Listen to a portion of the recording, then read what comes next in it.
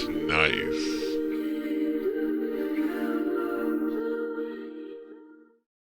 What's up, guys? It's Rev J. I got a bit of a ride ahead of me here because we're heading back up to Ryan's shop. So we're finally at the point where things are starting to come back together a little bit.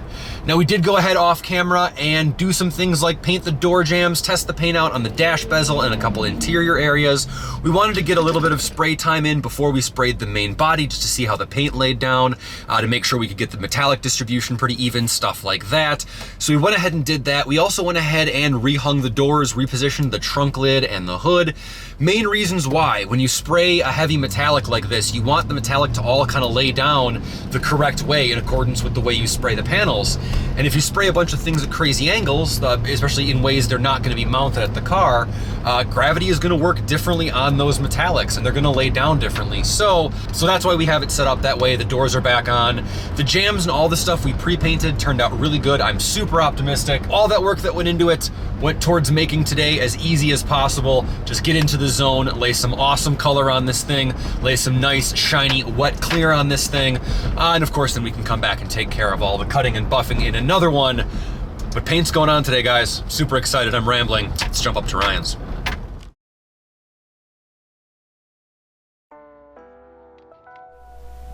But before anything can get painted, the whole thing's got to get hit with surface cleaner. I also take a second to clean off the hose and any of the tools we're going to be using just in case dust or anything else is built up on them.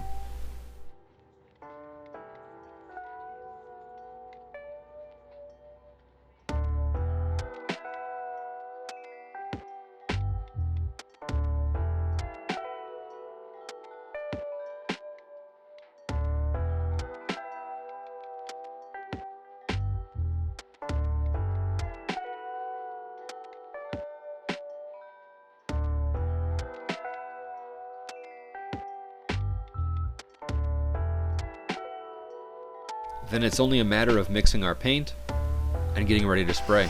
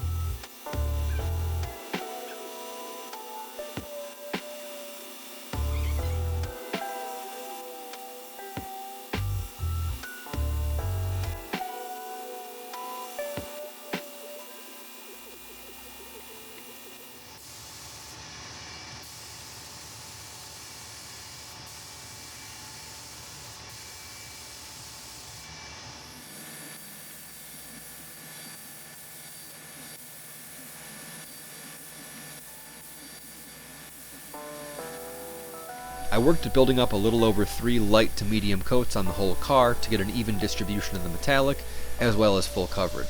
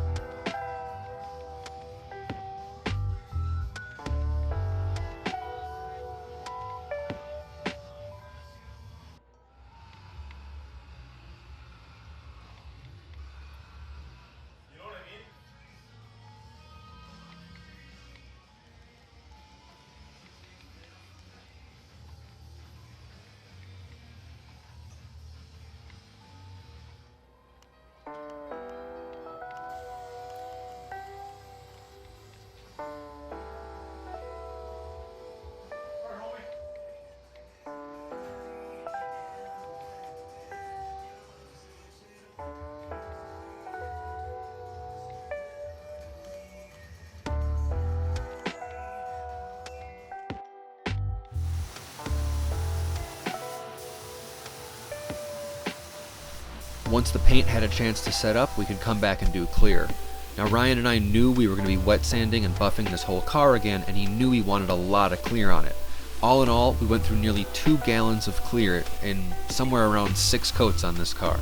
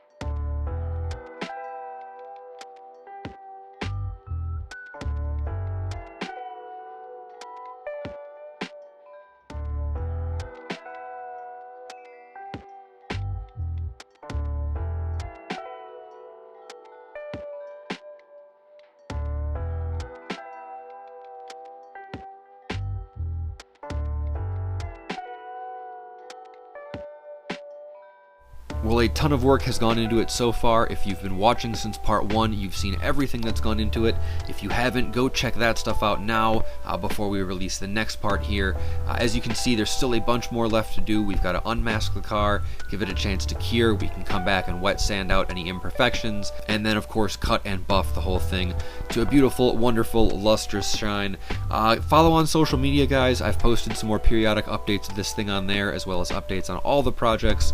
The C10's been living on social media lately. The trike has just got some updates, other stuff like that. A bunch more going on, a bunch more coming out soon. Updates on Dan's car, hopefully pretty soon here. We've been waiting on tons of parts. So as always, guys, thank you for watching. Hit me up on social media, leave a like, comment, or go ahead and subscribe. And as always, we will see you next time, guys.